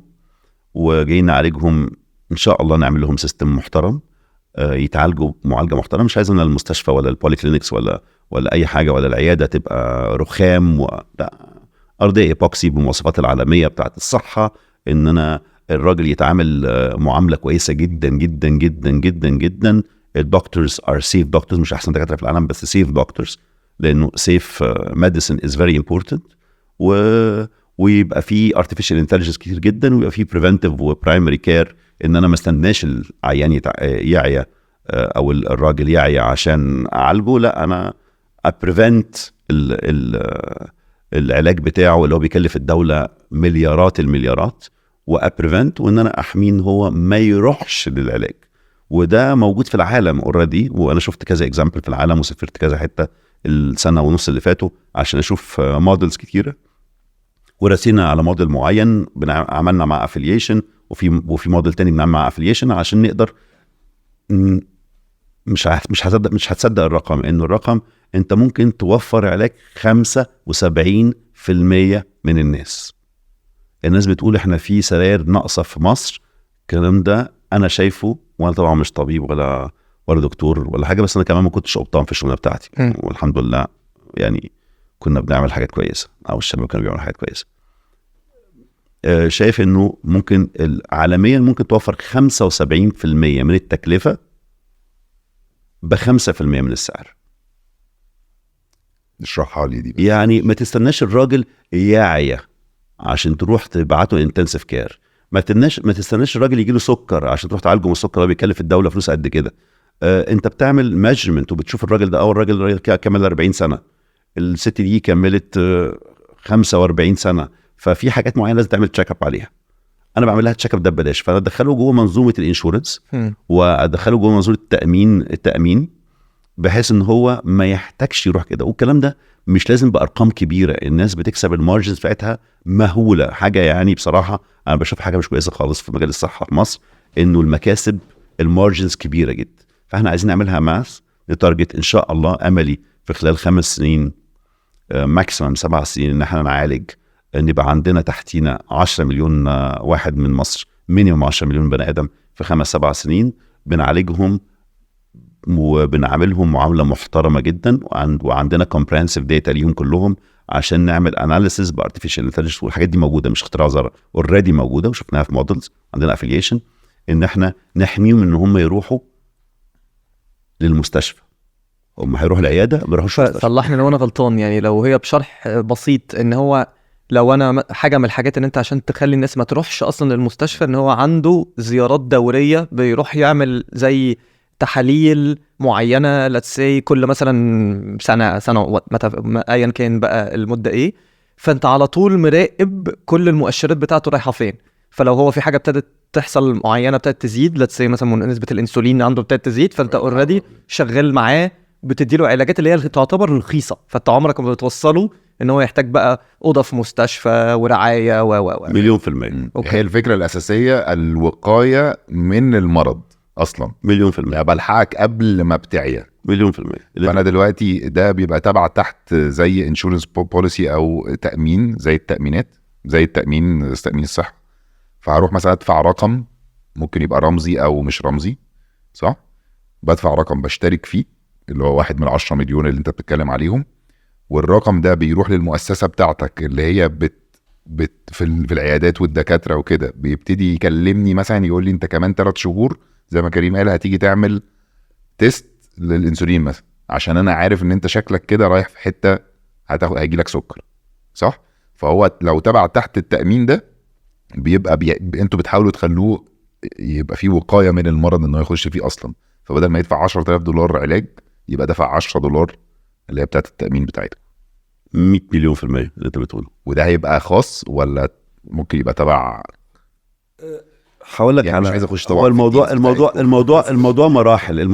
الموضوع اصلا ده مفروض يبقى تبع الحكومه، والحكومه بتعمله وبدات بالمحافظات تعمله البرايمري كير بريفنتيف ميديسن، بس ما بتعملوش از نوت فايرال، لانه ما تقريش ان الحكومه عندها اللي مكفيه، ما تقدر تمانج الكلام ده كله، والسيستم اوريدي يعني ما فيش حد في العالم. يعني كنت بفرج على الموديل ده تاني في كولومبيا، وكولومبيا عملوا قانون اسمه قانون 100 قانون 100 سنه 93، وغيروا يعني لو تشوف الستاتستكس اللي اتغيرت في العالم حاجه يعني، ووطوا الاكسبندتشر بتاعت الحكومه، ووطوا العلاجات والسراير اللي محتاجه حوالي 60% نتيجه ان القانون ده اتعمل وبقى موضوع في فالموضوع لازم التيمتلي البلد هي اللي تعمله. بس احنا بدأنا اوريدي ان احنا نعمله ونعالج الناس بارقام اقل بكتير جدا جدا جدا من الماركت، ونجمع كومبريهنسيف داتا ونعمل على برايفت سيكتور اللي هم كلهم اوت اوف بوكيت، الناس بتدفع فلوس من جيبها، ورحنا وبنروح شركات الانشورنس او الاكزيستنج كومباني بتروح لشركات الانشورنس وبتعالج الناس بالطريقه دي. واحنا بس دورنا ان احنا نجمع كومبريهنسيف داتا ونوري الحكومه ان احنا الكلام ده بيوفر قد ايه، نعمل لهم اناليسيس نقول لهم بيوفر قد ايه وشغال. فان شاء الله نحاول نوري لهم الكلام ده في الفتره القصيره الجايه، السنه ونص الجايين، بحيث ان احنا نقول للحكومه اتفضلي بقى لو سمحتي احنا عايزين الانشورنس ده يتنقل عندنا بالطريقه دي وهنوفر لك كذا. عندنا statistics 30 سنه بتاعت كولومبيا، عندنا statistics اوريدي بنبنيها بتاعت مصر وكم سنه اللي فاتوا والسنه ونص الجايين، بحيث ان هذا نروح نتكلم مع الحكومه ونقول لهم يا جماعه اتفضلوا خلونا نمانج الحته دي، خلونا نمانج الحته دي كمان، ثقوا فينا اكتر، خلونا نمانج الحته الاكبر، وهكذا ادونا عيانين اكتر، لان هو ده اللي بيحصل في السيستمز في العالم حاليا. وده اثبت ان هو الحكومه ما تقدرش في اي بلد في العالم تدور مستشفياتها والبوليكلينكس بتاعتها. وفي كولومبيا انت كنت مره قلت لي برضو النسب كانت خطيره كده، قلت لي ان هي كانت نسبه المرض فيها كذا الدايابيتس قلت بنسبه 60% في ال 30 سنه اللي فاتوا. انت متخيل؟ فاهم؟ على 110 مليون ان شاء الله لو المشروع ده نجح وبقى هو المشروع ده هيبقى خطير لاي زي ما بيقولوا preventative diseases اللي هي الامراض اللي ممكن تبقى تقدر توقفها قبل ما تحصل، مش جينات او كده. بالعكس لو هو اي حاجه زي السكر، زي في منه حاجات كتير preventative طبعا ده هيبقى هايل. بس موست اوف الحاجات العايه 75% تاني 75% منهم ممكن ببرايمري كير تو بريفنت. طبعا لا صح 75% تجنبوا، و75% من الحاجات دي هتصرف عليه 5%. يعني حاجه يعني مش محتاجه مخ بصراحه، يعني مش محتاجه تفكير يعني، بس محتاجه منظومه تتعمل، تغيير منظومه كامله. والمنظومه دي بنعمل بايلوت، بنقول عليها بايلوت، ان احنا النهارده ناويين نعمل ان شاء الله يا رب حوالي 30 كلينيك بولي كلينيك او عياده في مصر. هنعمل بناء يعني 30 بولي كلينيك هنعمل ان شاء الله. ال 30 بولي كلينيك دول بحيث ان هم يبقوا مثل يحتذى بيه بعد كده بالديتا اللي عنده، بكمبريهنسيف داتا، بالاناليسيس بتاعت كل مريض بتاع كل بيشنت، بحيث ان هم دول ما يخلوش الناس تروح تتعالج. يعني ايه بولي كلينيك؟ انا عارف كلينيك يعني عياده. بولي كلينيك يعني عياده شامله متكامله شويه، يعني فيها كذا كونسلتيشن روم، كذا اوضه للفحص، وفيها معمل وحته تاخد منها التحاليل، وفيها حته مكان للاشعه، فيها ممكن يكون صيدليه او اونلاين فارماسي، مستشفى مصغره يعني او بين العياده والمستشفى. بس ما فيهاش اوضه عمليات، ما فيهاش اوضه، ما فيهاش سرير عشان بتاع، ممكن يبقى فيها جزء اسنان، ممكن يبقى فيها كذا، يعني حاجه كومبو مع بعض، المعمل مجمع مع بعض، وحاجات ممكن تعمل في مناطق كتير لانها ممكن. والخطه بتاعتكم امتى بقى الكلام ده يبتدي؟ بدانا الحمد لله، بدانا بتارجت اوريدي، بحاجه موجوده اوريدي. عندهم 14 بولي كلينيك، وخدنا بناخد جزء منها، ومستشفيتين و3 مستشفيات 2 منهم شغالين، ونكبر بقى اكتر، نوصل 30 عياده ومعامل وهكذا. فهو ده اللي احنا جايين، انا جاي عليه مصر، وده اللي احنا بنعمله في مصر. المشروع اللي كنت بحكي لباسل وده اللي احنا بنعمله، ان احنا عندنا كذا منطقه وفيها اماكن كتير في ريل ستيت في مصر، وهنعمل ان شاء الله تريننج سنترز للناس. اللي هو المشروع عجبني جدا جدا في فرنسا، في شركه اسمها او مؤسسه اسمها ايكول كاروندو، وفي شركه في كولومبيا اسمها كامبس. دول بيعملوا حاجه حلوه، وفي الهند مش فاكر اسمهم ايه بصراحه، بيعملوا حاجه كويسه جدا جدا جدا، وهي ليها علاقه بالتعليم، بس مش التعليم اللي انا هقعد الطالب 12 سنه، مش اللي هو from 0 to 12. بيعمل حاجه very effective. بيجيب واحد بيدخله التريننج سكول دي، المدرسه دي، يكون عنده 18 سنه بلس، ويدخله ماكسيموم 10 شهور، من 3 شهور ل 10 شهور. وهدي لك المثل بتاع 10 شهور ده اطول حاجه، وليه 10 شهور؟ لان مش عايز واحد يزهق، ومش عايز واحد، مش عايز اعمل مجال التعليم اللي هو يعني مختلف عن الجامعه.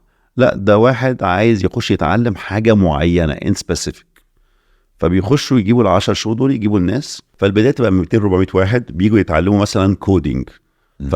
بنعمل عقد مع شركه من غير اسم شركات، مثلا ارم هولدنج، شركه مايكروسوفت، شركه جوجل، شركه وات ايفر، بيقول لك انا عايز ناس بتوع كودينج بيعملوا الكودينج ده بتاع الارتفيشال انتليجنس ده بالطريقه دي بنعمل لهم سيلبس منهج يعني. منهج ان الولاد دول يتعلموا بالظبط اللي الشركه دي عايزاه. الشركه دي سيرتيفيكت، والشركه دي مسؤوله ان هي تاخد مني ال 200 واحد، ال 100 واحد، ال 50 واحد بمرتب كذا دولار في الشهر. فانت بتبقى متعاقد مع الشركه يس قبل ما تجيب ال 200 400 طالب طبعا. اللي بتشوف الشركه دي ناقصها ايه، طبعا يقول لك مثلا عايز كودينج لحاجه على الكمبيوتر مثلا، تمام. فانت تجيب ال 200 واحد دول تعلمهم الكودينج، واول ما يتخرجوا من ال10 شهور او ال3 شهور يشتغلوا عند الشركه اللي انت تعاقدت معاها.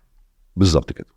يعني هقول لك على الكودينج دي بالنسبه بالارتفيشال انتليجنس كودينج والكده مثلا، يعني بالظبط كده بيجي مايكروسوفت مثلا تدفع كمان في البروجرام بتاعهم، لان يعني الولاد دول ما يدفعوش فلوس، دول بيجوا يعني ببلاش، فبيجوا ببلاش ويتعلموا كل يوم 11 ساعه، كل يوم 11 ساعه. اللي هيقدر يكمل معايا ال 11 ساعه دول لمده ال10 شهور يبقى هيطلع متوحش.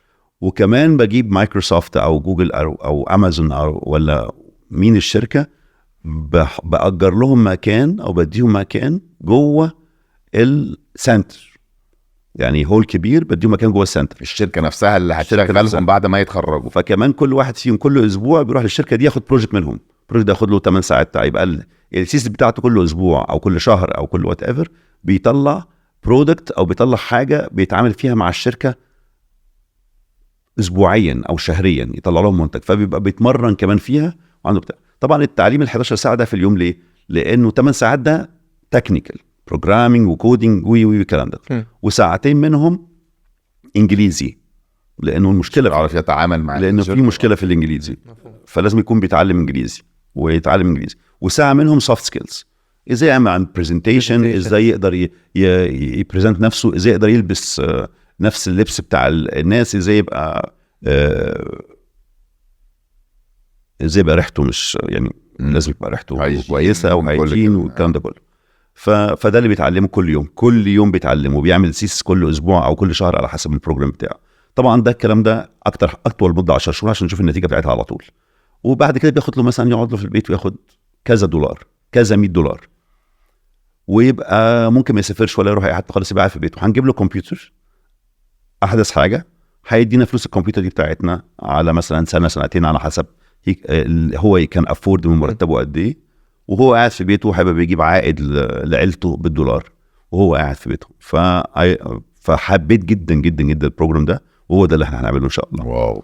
في حاجات بقى معينه تانية اصغر شويه، مثلا باريستا، مثلا الراجل الويت اللي بيعمل القهوه وبيقدم الطلبات وبتاع، ما تشوفه مطلوب جدا جدا جدا في اوروبا. بلاش اوروبا عشان لو الفيز مشكله بتاع، مطلوب جدا جدا في الامارات، مطلوب جدا في السعوديه، مطلوب جدا في كل حته. بس ده هيبقى السيستم بتاعه ازاي؟ يعني بتاع الكودينج والاي اي وكده، مفهوم ان انت ده لازم هتصفر، هيتعلم قصدي يعني هو باريستا ده سوري يعني، بس باريستا ده واحد مثلا واقف بيعمل قهوه في كافيه مثلا، تمام؟ فانت ده اكيد مش هتروح تتعاقد مع كافيه في دبي عشان اعلمه لك وتصفره لي بتقعده هناك، فده بيبقى السيستم بتاعه مختلف، صح؟ نفس السيستم بالظبط. بتتعاقد مع انت فيها CSR كتير، بتعاقد مثلا حد، مش من غير بدي مثلا شركه معينه، شركه مثلا عالميه مثلا عندها فروع في السعوديه وفي الامارات والكلام ده، بتقول له والله انت عايز كام واحد السنه الجايه؟ يقول لك انا عايز 50 واحد، تقول له اوكي 50 واحد. فتروح لتشين مثلا بتاعت كوفي مثلا عندها 1000 موظف مثلا، اسهل حاجه وتروح تبتدي تقول له والله انا عايز باريستا، يقول لك اوكي خلاص، انت عايز يكون متعلم ايه؟ 1 2 3 4. فهو الراجل ده بيخش بعد ما يخلص 3 شهور هو عارف الكلام الانجليزي اللي لازم يكون عارفه، عارف ازاي يلبس كويس قوي، عارف ازاي يبقى ريحته كويسه قوي، عارف ازاي اللي يقرب من الزبون قد ايه المسافه اللي هي مش كبيره ومش صغيره، عارف يميل ازاي، عارف يقدم الطلب ازاي، عارف ياخد الطلب ازاي، عارف عينيه تبقى مع العميل ازاي، عارف كل الحاجات دي كلها السوفت سكيلز والانجليزي.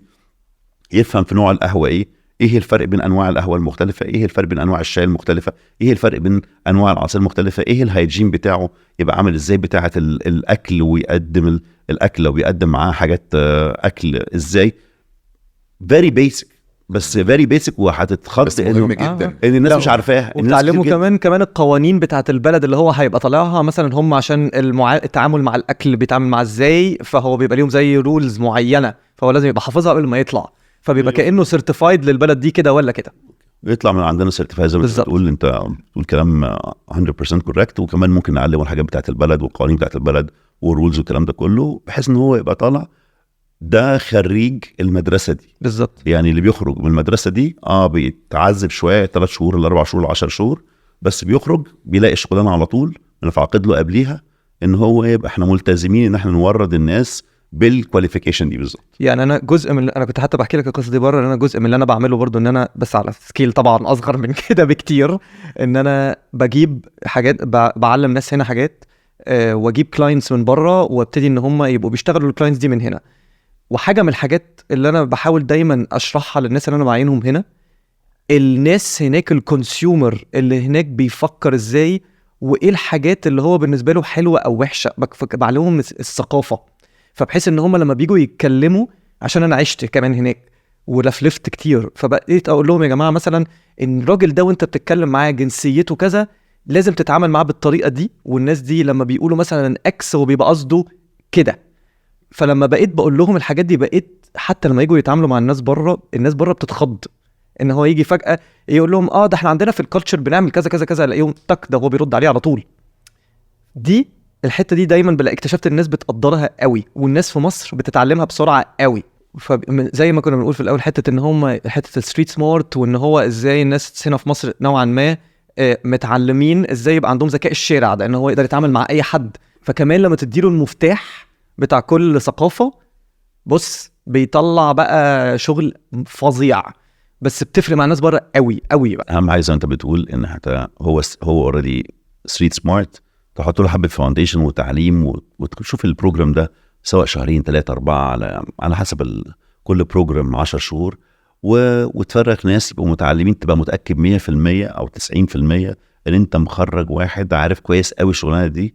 يبقى الناس بترفير الشغلانه للمدرسه الصغيره اللي احنا بنعملها دي، انه لما يتخرج منها يبقى هو ضامن الكواليتي بتاعت الناس اللي هتجيله، ان هو يتمرنه كويس قوي، ومش محتاج غير تعليم زياده، وهو اوريدي المصري فهلاوي هيعرف يوصل للكلام ده وفي اسرع وقت ممكن. طب اقول لك حاجه، في حاجه بقى انا كنت والله العظيم كنت بفكر فيها من كام شهر. كنت وانا كل بقول لك حاجه تقول لي بفكر فيها والله يا عم. اصل على فكره انا حته الانفستمنت في البني ادمين دي، والله الانفستمنت في البني ادمين ده انا شغلي قوي. فعشان كده انا في الحته دي كنت في كندا من فتره، وكندا دلوقتي في كميه ريل استيت بزنس بيتعمل، عشان في ناس كتير قوي جايه من كل حته في العالم، وهم بيحاولوا اصلا يزودوا العدد السكان، فاتحين ايميجريشن فعلى الاخر بقى.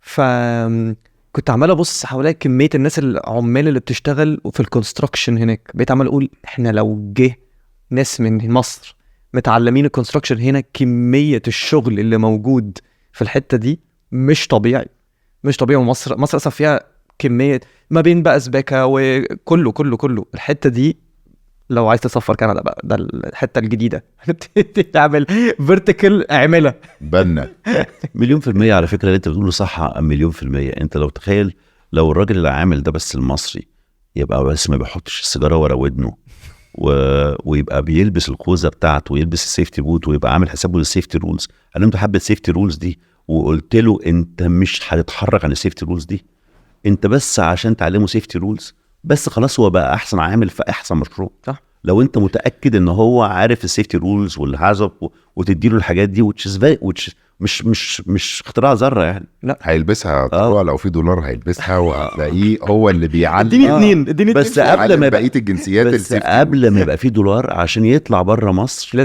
لازم يتعلمها. صح. يعني هو بيتعلمها لما يسافر، هو بيتعلمها بالطريقه الصعبه، ده هارد واي بيتعلمها. ما هو يتعلمها له بقى في المدرسه بالظبط ان شاء الله. الفكره دي ان شاء الله يا رب. للسؤال التاني على المشروع الجديد ده، تالت مشروع دلوقتي نتكلم عليه. 200 ل 400 شخص اللي انت هتجيبهم وتعلمهم حاجات معينه لشركات معينه وضامنين الشغلانه، بتجيبهم منين؟ او لو هم حد منهم برضو بيتفرج وعايز يبقى واحد من الاشخاص دي، يعمل ايه؟ السيت اب ده لسه ما بدأش، ان شاء الله يا رب في خلال الكورتر الاولاني السنه الجايه يبتدي. اول ما يبتدي هنعلن عنه وهيبقى الناس كلها بتقدم. وهنفلتر الناس، هنضطر نفلتر الناس طبيعي، لانه ممكن تقدم ناس كتير فيها، لان خصوصا هو برنامج من غير فلوس. وهيبقى عندنا كاباسيتي معينه، لان الناس لازم تجربنا الاول، الشركات لازم تجرب خريج المدرسه دي الاول. فهنتعاقد ان شاء الله، البلان بتاعنا هنتعاقد حوالي 200 400 شخص اول مرحله مع الشركات المختلفه. وبعدين يجوا يقدموا، هنعلمهم في تريننج سنتر، هنجيب لهم مدرسين انجليزي، هنجيب لهم مدرسين كودينج، هنعمل لهم سيلبس مخصوص للحاجات دي كلها، هنعمل لهم سيلبس مخصوص للناس الباريستا، للممرضين، للحاجات دي كلها، ونعملها وناخد التراخيص اللي فيها تراخيص شويه معينه في موضوع النيرسينج وكده. ويجوا يقدموا يعملوا ان شاء الله قبل نهايه الكورتر السنه الجايه، قبل مارس السنه الجايه يكون عندك، يبقى عندنا فكره كده ايه اللي بيحصل، كونتاكت ديتيلز بتاعتها، ومين وين عايزين يقدموا حاليا في السيت اب اللي احنا بنعمله. اللي انا هبعت لك الايميل بتاعه والتليفون بتاعه، ممكن يقدموا بس ما يستنوش فيدباك قبل اخر مارس السنه الجايه، ما يستنوش رد او اجابه بنعم او لا قبل مارس الجاي. وممكن برضو في المشروع الثالث لما تيجي تقول لنا انه دن، ابعت لنا واحنا هننزل ريل او ممكن ننزل حاجه طبعا. نقول ان نقطع الحته دي من الحلقه، نرجع ننزلها تاني ونكتب عليها اللي خلينا نساعد. طيب دلوقتي اللي حب مصر، تمام، احنا بنعمل مشاريع جميله، بس انت برضو بيزنس مان، فالثلاث مشاريع دول فيهم ربحيه اكيد طبعا، او فيهم سيستم ربحيه، بس كله مش بيطلع من المستفيد اللي هو المواطن. يعني المواطن بيعمل الحاجات دي، بياخد التعليم ده ببلاش، بس احنا بنطلع بقى، او انتوا بتطلعوا الربحيه بتاعتكم من الشركات اللي بتتعاقدوا معاها في مشروع، وفي التامين الطبي من الاشتراك بتاع التامين الطبي، صح؟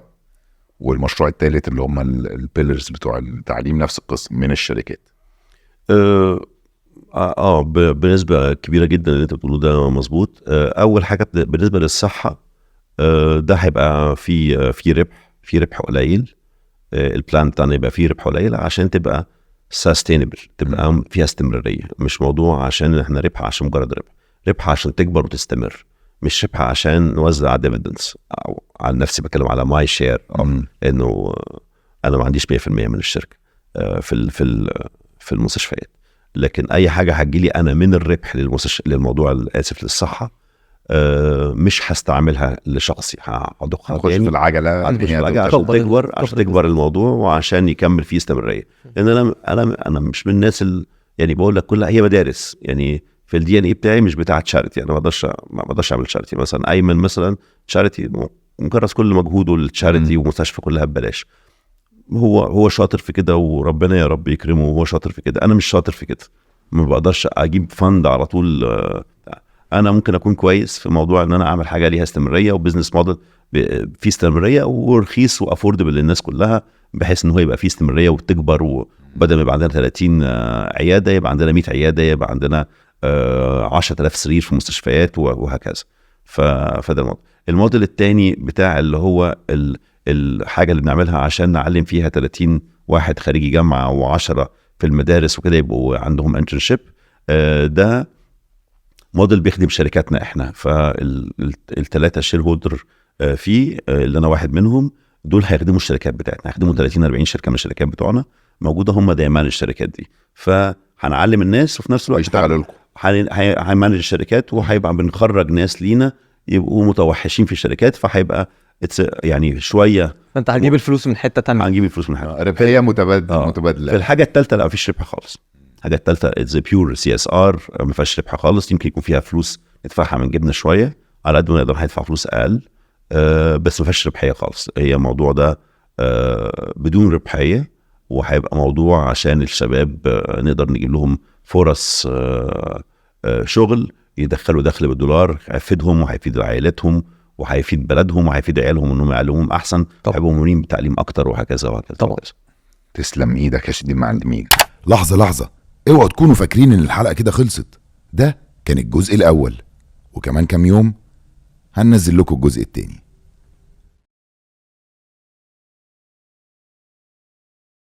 بدأوا يدوا لنا مراكب، فبقى احنا متحكمين كوميرشلي في المراكب بتاعتهم حتى بتاعت الاونرز. وكان هو ده اللي بيخليني ما نمشي اكتر واقعد اكتر واشتغل اكتر. بقيت اقتنع ان مفيش حاجه مش ممكن تتحقق، مفيش حاجه في الدنيا. وانت مؤمن مش بنفسك بطريقه خطيره يعني، اللي هو اي حاجه انا هعملها ملهاش. انا عارف ان هو ممكن يكون غرور شويه والله خالص. لا مش غرور. لا، ده انا السؤال اللي جاي كان الثقة في هيبقى منين